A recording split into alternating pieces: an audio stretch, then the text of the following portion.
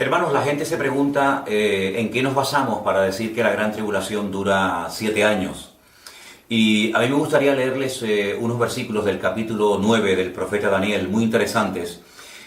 A partir completamente del versículo 24, la palabra del Señor dice que 70 semanas están determinadas sobre tu pueblo y sobre tu santa ciudad, para terminar la prevaricación, poner fin al pecado, expiar la iniquidad, para traer la justicia perdurable, sellar la visión y la profecía y ungir al santo de los santos. Versículo 25. Sabe pues y entiende que desde la salida de la orden para restaurar y edificar a Jerusalén hasta el Mesías príncipe, habrá 7 semanas y 62 semanas y se volverá a edificar la plaza y el muro en tiempos angustiosos.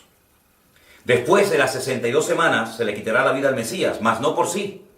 Y el pueblo de un príncipe que ha de venir destruirá la ciudad y el santuario. Y su fin será con o como inundación. Y hasta el fin de la guerra durarán las devastaciones. El versículo 27 es muy importante. Por otra semana se confirmará el pacto con muchos. A la mitad de la semana hará cesar el sacrificio y la ofrenda. Y termina el texto diciendo: después con la muchedumbre de las abominaciones vendrá el desolador, hasta que venga la consumación y lo que está determinado se derrame sobre el desolador. Nosotros creemos que las 70 semanas que el Señor le da al profeta Daniel como una especie de paquete profético son literales. No es una información basada en un simbolismo, sino que es un periodo de tiempo muy interesante de la historia. Ahora bien, tengo que explicar que esas 70 semanas están, digamos, en un lenguaje, vamos a decirlo así, hebreo, un lenguaje judío que Daniel entendía perfectamente. Pero hay un versículo que a ustedes les va a ayudar mucho a entender cuánto tiempo son 70 semanas, y ese versículo se encuentra en el libro de Levítico 25:8. Ese versículo nos da la información de que no solamente hay semanas de días, es decir, 7 días, una semana, sino que hay semanas de años. Es decir, cuando pasan 7 años, se considera que ha pasado también una semana, pero en este caso de años. Las palabras en hebreo para la semana de días y para la semana de años es diferente, cosa que en español no se aprecia. Por lo tanto, lo que el Señor está diciendo al profeta Daniel específicamente es que desde que ellos reciban la autorización, desde que se firme el decreto para que puedan volver a Jerusalén y restaurar la ciudad, que está arruinada, está destruida, porque, como bien saben ustedes, 70 años antes Nabucodonosor había destruido el templo, las murallas, etc. Bueno, pues, desde que reciban la autorización, la orden de restaurar Jerusalén hasta el Mesías príncipe, es decir, hasta el Señor Jesucristo, pasarían 69 semanas. O, si prefieren mejor, lo traducimos a años multiplicando por 7 y son 483 años. Aquí no hay nada de simbólico. Es decir, desde el decreto que se firma para que vuelvan, para que retornen a restaurar Jerusalén, hasta que el Señor Jesucristo entró triunfalmente montado en un pollino de asno por la santa ciudad de Jerusalén, pasaron 483 años. Pero si son 70 semanas o 490 años, ¿cómo es que solamente han transcurrido 483? Faltan 7. Esos 7 años que faltan es la semana 70 del profeta Daniel, que entendemos que no empiezan a contar desde el nacimiento de la iglesia, ¿ve?, en el día de Pentecostés, Hechos capítulo 2, sino que se abre, digamos, un paréntesis, y al final de esa etapa gloriosa y maravillosa de la iglesia, es cuando comienza a producirse la famosa gran tribulación o tiempo de angustia de Jacob, pónganle ustedes el término que quieran, y esos últimos 7 años, divididos en 2 periodos de 3 años y medio, y 3 años y medio, total 7, es lo que nos relata el famoso libro del Apocalipsis. Entonces, ante la pregunta, ¿por qué decimos que la gran tribulación dura 7 años? Bueno, pues porque si decimos que son semanas de años, para la primera parte que se han cumplido desde la salida de la orden, desde el decreto hasta Cristo, 483 años, lo que no podemos decir es que en la primera parte, las primeras 69 semanas, son semanas literales de años, y luego la última es una semana simbólica que no representa realmente 7 años, sino un tiempo indeterminado o simplemente un tiempo que no es real. Por lo tanto, no podemos tener dos varas de medir. No podemos medir en centímetros y en pulgadas al mismo tiempo. Por lo tanto, no son semanas literales, son semanas reales. Ahora, hay gente que opina que son simbólicas. Nosotros desde el primer momento hemos dejado bien claro que no queremos ni discutir ni entrar en polémica con nadie. Si hay gente que opina que este tiempo es un tiempo, digamos, simbólico y no es literal, muy bien, que Dios lo bendiga. Pues nosotros creemos y enseñamos, ¿verdad? Y abrimos la ventana de nuestra casa para que ustedes puedan participar y ver estos estudios. Nosotros creemos que es un tiempo literal. Y la gran tribulación son 7 años literales, donde en la primera parte ocurren los sellos y las trompetas, y en la segunda parte ocurren las copas de la ira. Y eso es lo que estamos enseñando y estamos cada día, o cada semana mejor dicho, compartiendo con los estudiantes, tanto los que están aquí como los que nos ven desde diferentes lugares del mundo. 483 años pasaron desde que salieron de la esclavitud, del cautiverio en Babilonia, hasta que entra triunfalmente Cristo en Jerusalén. 483 años. Pero es que el paquete profético, la revelación, la información que le da el Señor a Daniel son de 490. Lo que pasa es que 483 son seguidos, se para, entra lo que se llama el periodo de la gracia o de la iglesia o lo que tú quieras, y después los últimos 7 son los famosos 7 años de la gran tribulación.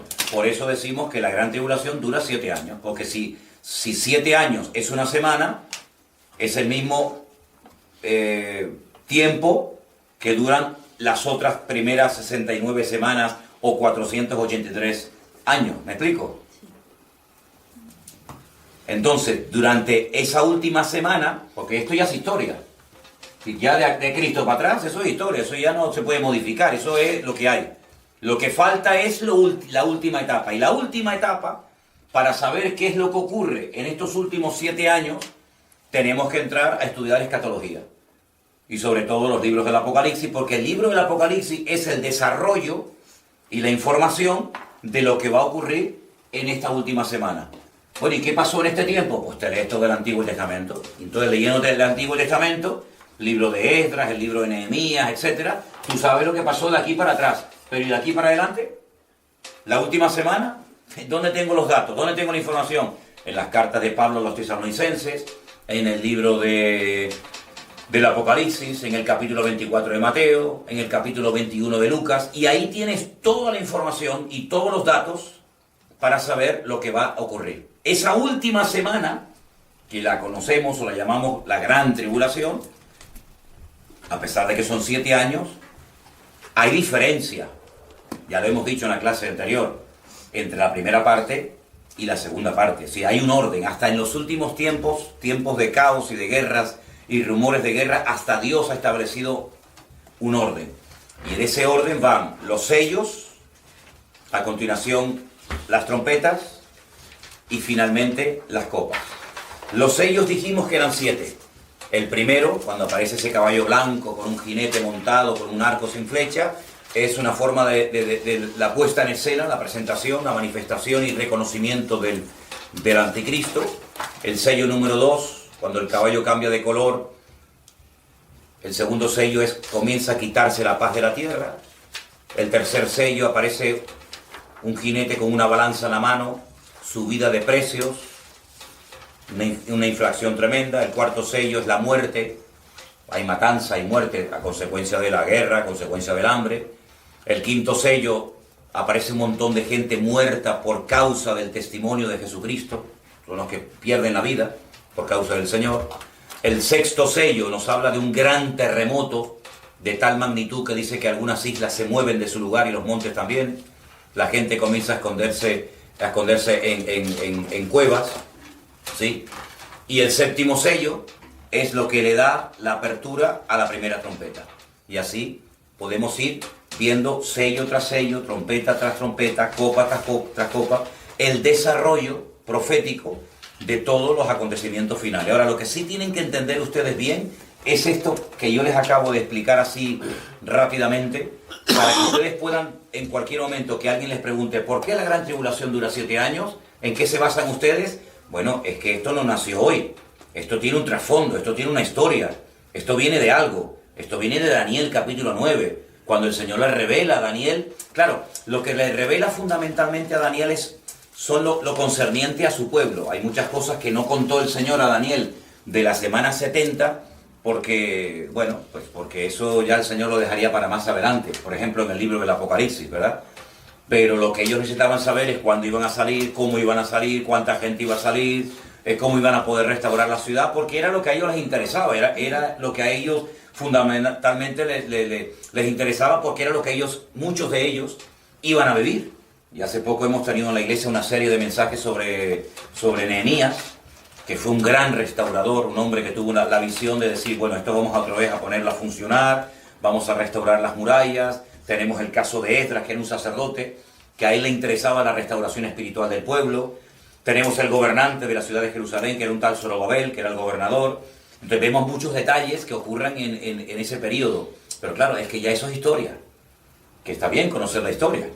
Pero nosotros ya esa historia no la vivimos. No nos concierne directamente, en el sentido de que, bueno, ya la ciudad de Jerusalén ya es un hecho y todo eso. Lo que sí nos concierne y nos interesa saber es lo que va a ocurrir en los últimos tiempos. ¿De acuerdo? Entonces, partimos de la base de que el tiempo en la Biblia se cuenta de una forma muy diferente a como nosotros, los occidentales o los cristianos, lo contamos. ¿Por qué? Porque el calendario que nosotros utilizamos no existía en el tiempo de la Biblia. El calendario que nosotros usamos es un calendario mandado a hacer por un papa, Gregorio, y es un calendario basado en el sol. El tiempo que tarda la Tierra en girar alrededor del sol, con sus 4 estaciones, con su todo movimiento de traslación y rotación, ¿vale? Sobre sí misma y sobre alrededor del sol. En la Biblia el tiempo es lunar, las fases de la luna. Entonces, por eso el calendario bíblico tiene 360 días y el nuestro tiene 365. ¿Cómo se compensa ese desfase entre uno y otro? Bueno, los expertos en el tema de los calendarios, y créame que hay gente que son expertos en computar y saber cuánto falta y cuánto nos falta, hay momentos en los que al año, como te vas quedando corto, si yo voy avanzando y llego a 360 y tú a 365, en 10 años hay 50 años de diferencia, 50 días de diferencia, y así sucesivamente. Le meten otro mes al año para compensar el desbalance, y se llaman años preñados. Entonces hay años que en vez de tener el calendario de ellos 12 meses, tiene 13, para compensar la diferencia, para igualarlo. Pero cuando estudias profecía, cuando estudias cosas que tienen que ver con el tiempo en la Biblia, tienes que conocer este dato que yo te digo. Porque si no, no te cuadran las fechas. Y entonces por eso muchas veces dice la gente que en la Biblia hay muchas contradicciones. No hay ninguna contradicción. Lo que pasa es que la forma de contabilizar el tiempo en la Biblia es completamente diferente. Y luego hay 2 cosas muy importantes que a mí me gustaría compartir, aunque aparentemente no tienen que ver con la clase de escatología, pero sí tienen muchísimo que ver. Y es una pregunta que le hacen los discípulos al Señor el día de la ascensión. Quiero llevarles al libro de los Hechos, por favor, en el capítulo 1. En el libro de los Hechos, capítulo 1, el Señor Jesucristo ya está a punto de ascender, ya está a punto de marcharse. Y me llama la atención porque este libro, que también lo escribió Lucas, dirigido a un tal Teófilo, dice que en el capítulo 1, en el primer libro es el Evangelio de Lucas, este sería el segundo. Hablé acerca de todas las cosas que Jesús comenzó a hacer y a enseñar hasta el día que fue recibido arriba, después de haber dado mandamientos por el Espíritu Santo a los apóstoles que había escogido. Versículo 3. A quienes también después de haber padecido se presentó vivo con muchas pruebas indubitables, apareciéndoseles durante 40 días y hablándoles acerca de el reino de Dios. Hechos 1:3. Cristo resucita, está 40 días seguidos con los discípulos y hay un monotema. Les habla fundamentalmente del reino de Dios. 40 días seguidos escuchando lecciones espectaculares. Estando juntos, les mandó que no se fueran de Jerusalén, sino que esperasen la promesa del Padre, la cual les dijo: ¿oísteis de mí? Porque Juan ciertamente bautizó con agua, mas vosotros seréis bautizados con el Espíritu Santo dentro de no muchos días. Entonces los que se habían reunido le preguntaron diciendo: Señor, ¿restaurarás el reino a Israel en este tiempo? Y el Señor les contesta: no os toca a vosotros saber los tiempos o las ocasiones, aquí sazones, que el Padre puso en su sola potestad. Ahora, ¿saben ustedes que el idioma en el que se escribió el Nuevo Testamento es el griego? Idioma también tremendamente rico, con una riqueza espectacular. Y en griego hay a veces diferentes términos o palabras para referirse a un concepto. Por ejemplo, tenemos 3 palabras para la palabra amor. Pero claro, amor es algo muy genérico, depende a qué tipo de amor te estés refiriendo, usas una u otra palabra. Y hay 2 palabras que quiero que la apunten, las 2 empiezan con la letra K de kilo. Una es la palabra cronos, cronos, voy a ponerla por acá, y la otra es kairos, kairos. Las 2 se interpretan o se traducen como la palabra tiempo. Pero ¿cuál es la diferencia? Lucas dice que cuando el Señor Jesucristo resucitó, estuvo durante más de mes y medio, prácticamente a diario, hablándoles del reino de Dios. De un reino mucho más elevado que cualquier reino terrenal. Sin embargo, cuando el Señor Jesucristo va a ascender, los discípulos le preguntan: ¿tú vas a restaurarle a Israel el reino en este tiempo? Es decir, tú nos has hablado del reino de Dios, pero nosotros queremos saber si otra vez vamos a volver a recuperar la monarquía. Nuestros reyes, que ya no existían. Ya no existían. La época dorada de la monarquía, con David, Salomón, etc. Ya todo eso se había ido al traste, ya no existía monarquía. Pero el sueño de Israel, ¿cuál era? Restaurar el reino, vencer a los enemigos, en este caso a los romanos, volver a tener su propio rey de carne y hueso, etcétera, etcétera, ¿verdad? ¿Y qué le responde el Señor? No les corresponde a ustedes, no estén preocupados por los tiempos o las ocasiones. Y esas palabras, tiempos y ocasiones, es la palabra cronos y la palabra kairos. ¿Cuál es la diferencia entre una y otra? La palabra cronología, la palabra cronómetro, está íntimamente relacionada con la palabra cronos. Es el tiempo lineal. Es decir, hoy es martes. Mañana, inevitablemente, será miércoles. Y pasado mañana será jueves. Y así, toda la historia de la humanidad siempre será igual. Y cuando terminemos este mes de febrero, vendrá el mes de marzo. Y cuando termine la estación del invierno, vendrá la primavera. Y así sucesivamente. Eso es cronos, eso es el tiempo lineal, donde no hay nada que cambie, nada que varíe. ¿Verdad? Es así. No hay ninguna característica especial del cronos. Es el tiempo transcurriendo, en algunos casos muy rápidamente, en algunos casos muy lentamente, según cómo nos afecte. Pero el kairos es el tiempo de Dios dentro del tiempo de los hombres. Es cuando Dios se mete en el tiempo nuestro lineal y dice: yo voy a hacer en este tiempo algo diferente. Por ejemplo, hoy el cronos nos indicaba, como cada semana, que tenemos una clase de escatología. Pero dentro del cronos, dentro del tiempo, dentro de ese día que dentro de unas horas terminará, teníamos una cita, teníamos un compromiso, venir aquí a las 7 de la tarde para recibir la clase de escatología. Eso es la diferencia entre cronos y kairos.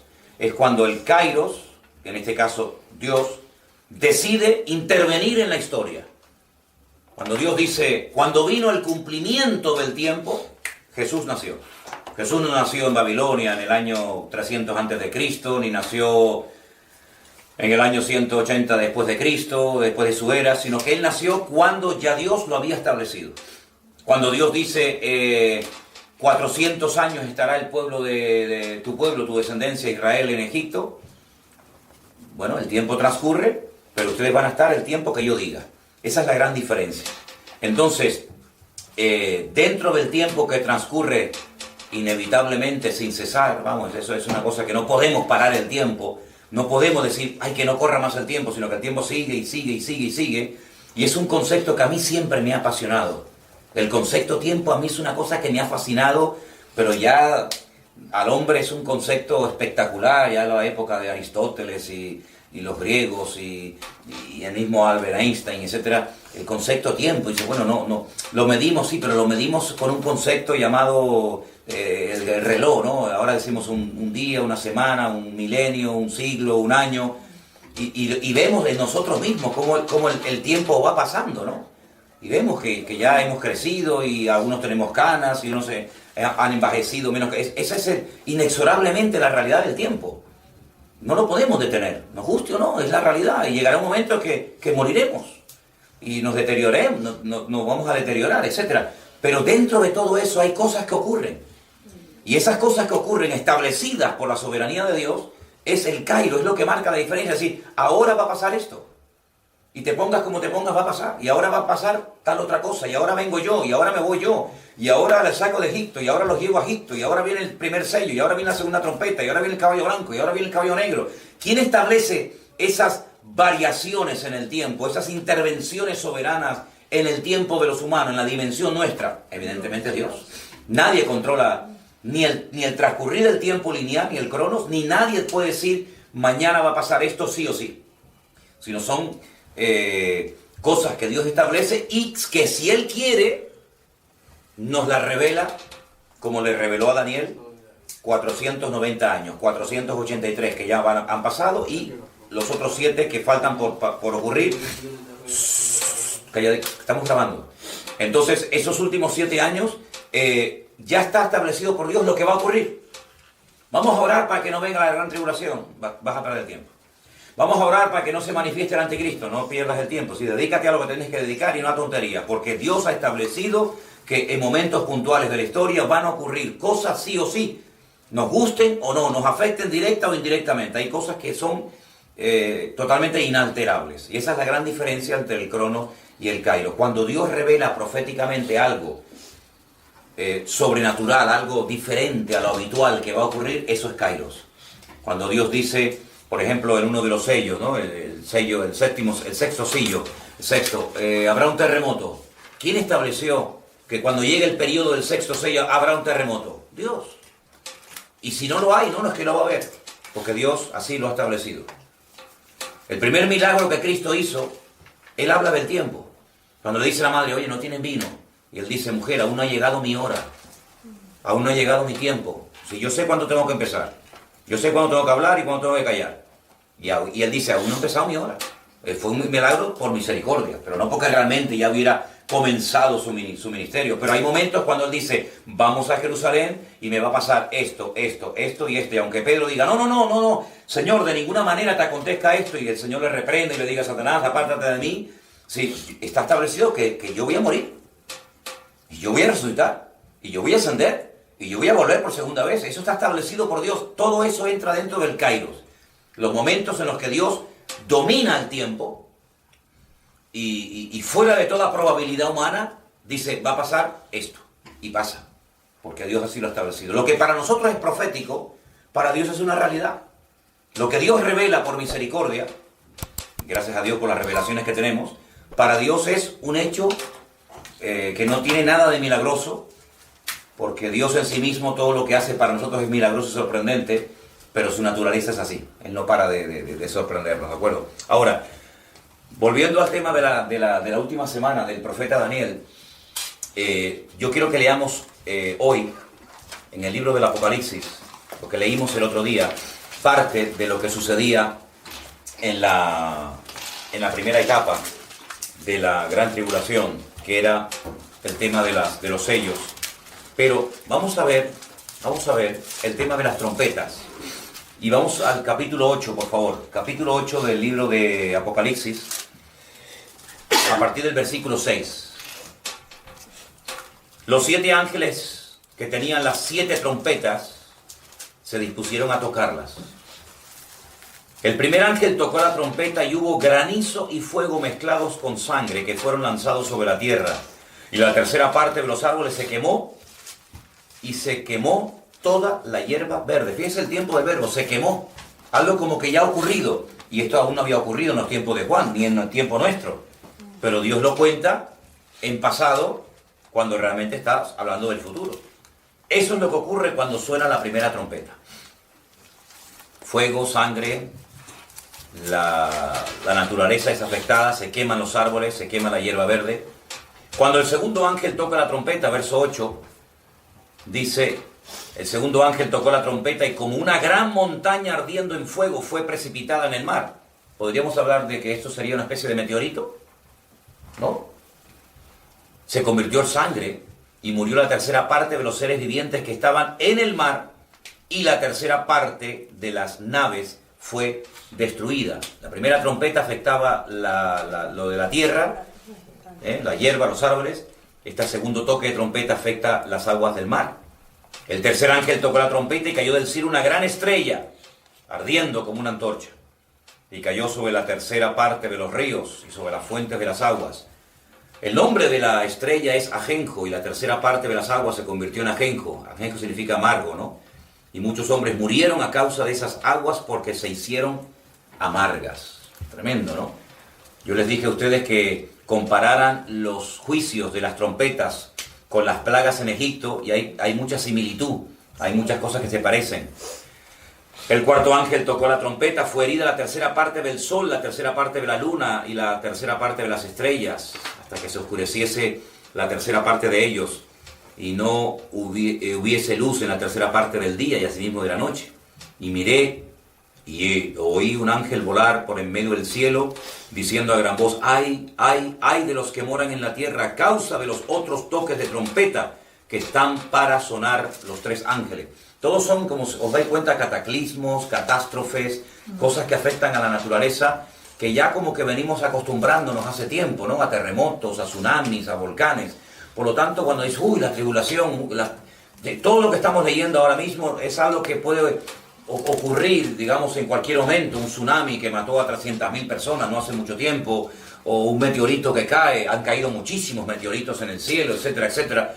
Por lo tanto, estas cosas pueden ocurrir y la gente ni se entera que son los toques de trompeta de los cuales nos habla la Biblia en el Apocalipsis.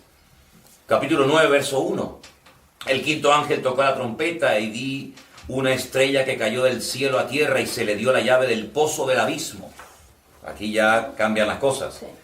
Abrió el pozo del abismo y subió humo del pozo como humo de un gran horno y se oscureció el sol y el aire por el humo del pozo. Y del humo salieron langostas sobre la tierra y se les dio poder como tienen poder los escorpiones de la tierra. Y se les mandó que no dañasen a la hierba de la tierra, ni a cosa verde alguna, ni a árbol alguno, sino solamente a los hombres que no tuviesen el sello de Dios en sus frentes. Y uno dice, bueno, ¿y quiénes son los que tienen el sello de Dios en sus frentes? Los 144.000 judíos, 12.000 por cada tribu, que vimos en una de las clases anteriores, ¿se acuerdan? Sí. Cuando vimos los 144.000, dice la Biblia que el Señor los selló en sus frentes para que no fueran dañados. Entonces a esos no se les puede dañar, ¿de acuerdo? Seguimos leyendo. Estamos en el capítulo 9, versículo 5. Le fue dado que no los matasen, sino que los atormentasen 5 meses. ¿Ves? Eso es Kairos. 5 meses. Yo digo, ¿cuánto tiempo pueden atormentarlos? Su tormento era como tormento de escorpión cuando hiere al hombre. Y en aquellos días los hombres buscarán la muerte, pero no la hallarán. Ansiarán morir, pero la muerte huirá de ellos. Ahora, aquí nos da una descripción de esas langostas, que son cosas muy extrañas, porque dice que eran semejantes a caballos preparados para la guerra. En las cabezas tenían como coronas de oro. Sus caras eran como caras humanas, tenían cabello como cabello de mujer, sus dientes eran como leones, tenían corazas como corazas de hierro, el ruido de sus alas era como el estruendo de muchos carros de caballos corriendo a la batalla. Partimos de la base, ya lo dijimos en una ocasión, que así como en el Antiguo Testamento decía Moshe Maimónides, que Dios utiliza el lenguaje de los hombres para dar a conocer la palabra de Dios, de ahí tantos antropomorfismos, que son figuras como espalda, mano, ojos, pies, corazón, etcétera, para describir la naturaleza y la esencia de Dios. En el libro del Apocalipsis, debido a lo que Juan está viendo, pues probablemente él esté describiendo cosas, un tipo de armamento, un tipo de carros de combate o de aviones, que claro, él no tiene el lenguaje en ese momento para describir todo eso, ¿no? Porque dice que el ruido de sus alas era como el estruendo de muchos carros, de caballos corriendo a la batalla. Hombre, si tú escuchas un avión de combate, hace un ruido espectacular, pero primeramente él no tiene el lenguaje para describir. Entonces él compara con animales, con leones, con langostas, cosas que para nosotros hoy en día serían otra cosa diferente a la que él vio. Tenían colas como de escorpiones, también aguijones, y en sus colas tenían poder para dañar a los hombres durante 5 meses. Y tienen por rey sobre ellos al ángel del abismo, cuyo nombre es en hebreo Abadón, y en griego Apolión. Ahí tenemos 2 nombres, o un nombre, uno en griego y otro en hebreo, del ángel del abismo. ¿Se dan cuenta? No todos los ángeles en la Biblia aparecen con su respectivo nombre. Muy pocos ángeles en la Biblia se nos dice el nombre que tenían. Por ejemplo, Gabriel, Miguel, aquí hablan de un tal Abadón o Apolión, destructor, ¿verdad? Pero el mismo Satanás recibe muchos nombres, ¿no? Príncipe de las tinieblas, diablo, Satanás, etcétera. Pero hay millones y millones y millones de ángeles que no sabemos cómo se llaman, pero evidentemente tienen que tener un nombre, ¿no? El primer ay pasó, y aquí vienen aún 2 ayes después de esto. Vamos al 6º, versículo 13. Dice que tocó la trompeta y oí una voz de entre los 4 cuernos del altar de oro que estaba delante de Dios, diciendo: el 6º ángel que tenía la trompeta desata a los 4 ángeles que están atados junto al gran río Éufrates. El río Éufrates es un río inmenso, un río enorme, que cruza varios países, ¿vale? Y el río Éufrates es mencionado en el primer libro de la Biblia. El Tigris y el Éufrates, dice que por allí estaba una parte del límite del jardín del Edén. Sí, el jardín del Edén era inmenso. Ahora, yo no sé si ustedes están bien puestos en geografía, pero se menciona también el río Nilo, con otro nombre, que también formaba parte y regaba el jardín del Edén. Es decir, que si tenemos aquí a mano izquierda Egipto como parte del territorio del jardín del Edén, y tenemos aquí a la derecha la zona de Babilonia, lo que hoy en día sería Irak, donde está el río Éufrates y Tigris, Dios le dio a Adán la responsabilidad de cuidar, de proteger un territorio de miles y miles de metros cuadrados, desde nada más y nada menos que desde Babilonia o Irak en la actualidad hasta Egipto. Todo eso formaba parte del jardín del Edén. Si la capacidad de Adán para poder recorrer ese territorio, describir y ponerle nombre a esos animales, cuidar de ese territorio, si la capacidad de movimiento, el radio de acción de Adán tenía que ser, sin lugar a dudas, impresionante. Probablemente se trasladaba o volando o simplemente pensando de un lugar a otro, se trasladaba, porque Adán era un hombre que no tenía ningún tipo de limitaciones antes del pecado. Antes del pecado, Adán se movía con una facilidad por el jardín del Edén de una forma tremenda. De ahí que uno diga, bueno, y cuando Eva pecó, ¿dónde estaba Adán? Bueno, a lo mejor Adán estaba en la otra punta del jardín del Edén, y por eso Satanás aprovechó la ausencia del marido, el vacío. No estaba Adán en ese momento al lado de Eva, o Eva al lado de su marido, y en ese momento Satanás dice ahora o nunca, ¿no? Y fue cuando le tentó. Pero estamos hablando no de un territorio como la Isla del Hierro, un territorio pequeñito. Estamos hablando de un territorio que va desde Babilonia, Irak, en la actualidad, hasta Egipto, y ahí se mencionan esos ríos.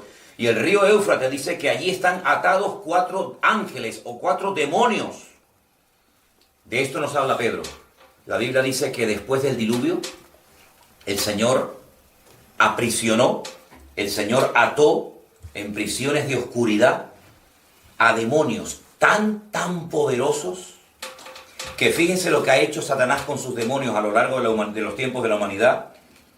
Pero cuando estos demonios tremendamente destructivos son desatados, dice aquí, que estaban preparados para la hora, día, mes y año, a fin de matar a la tercera parte de los hombres. Es un poder destructivo espectacular. Y el número de los ejércitos, de los jinetes, era...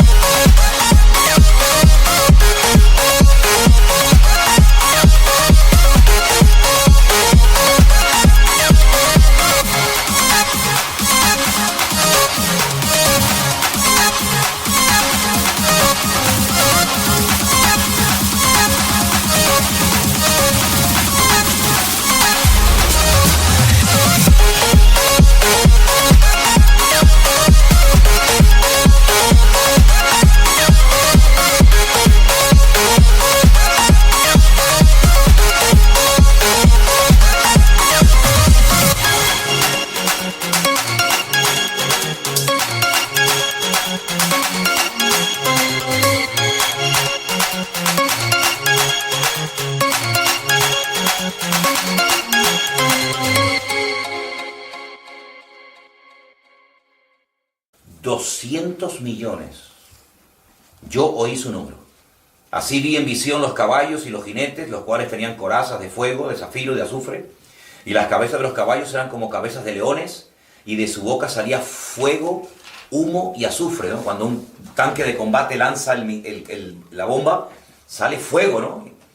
Y por estas 3 plagas fue muerta la tercera parte de los hombres, por el fuego, por el humo, por el azufre que salían de sus bocas. El poder de los caballos estaba en su boca y en sus colas, porque sus colas eran semejantes a serpientes, tenían cabezas y con ellas dañaban. Y los otros hombres que no fueron muertos con estas plagas, escucha esto, ni aún así se arrepintieron de las obras de sus manos, ni dejaron de adorar a los demonios, a las imágenes de oro, de plata, de bronce, de piedra, de madera, las cuales no pueden ver, ni oír, ni andar. Y no se arrepintieron de sus homicidios, ni de sus hechicerías, ni de su fornicación, ni de sus hurtos. Es decir, un periodo tan terrible de juicios, de guerras, de matanzas, de cataclismos, y la gente, muchos de ellos siguen todavía sin querer arrepentirse, sabiendo que detrás de todo esto hay un trasfondo espiritual, sabiendo de dónde proceden estos juicios, estos castigos, esta ira de Dios, ni aún así, con todo esto, se quisieron arrepentir. Es decir, vemos en el libro de Apocalipsis que la dureza del corazón del hombre llega a unos extremos que uno dice, pero bueno, casi como Faraón, ¿no? Un hombre que vio los milagros más grandes que jamás ha podido hacer un ser humano.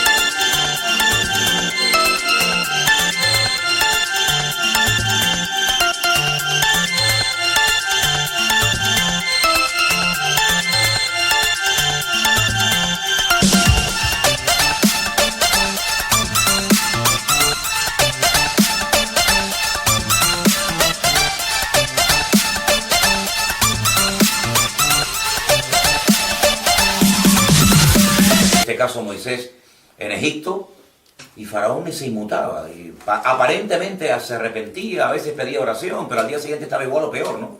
Entonces vemos que el libro de Apocalipsis es, por así decirlo, el esfuerzo de Dios por quebrantar el orgullo, la soberbia de las naciones, el orgullo del hombre, y llevarlo rendido a los pies de Cristo, y tener que reconocer, como los hechiceros de Egipto llegaron a un punto que dijeron, esto es dedo de Dios, nosotros con esto no podemos, Dios está detrás de todo esto, de este pueblo. Y entonces es un periodo tremendo, donde después de un periodo enorme de benevolencia, de misericordia y de gracia, Dios cambia el sistema, y Dios comienza a presionar, y Dios comienza a tratar a la humanidad de una forma diferente, para llevarlos nada más y nada menos que al arrepentimiento. Ese es el objetivo. El objetivo de la gran tribulación es llevar a las multitudes, llevar al pueblo de Israel, llevar al ser humano al reconocimiento de Cristo.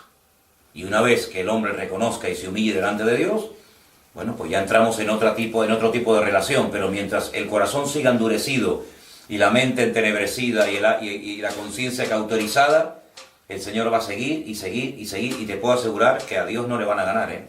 Te puedo asegurar de que muchos al final terminarán convirtiéndose y reconociendo que Jesús es el Mesías. Sí o sí, a las buenas o a las malas, pero Dios no pierde nunca, Dios gana, ¿no? Entonces vemos que el libro del Apocalipsis es cronológico y va contando de una forma progresiva, de una forma escalonada, poco a poco, cada uno de los juicios que van ocurriendo.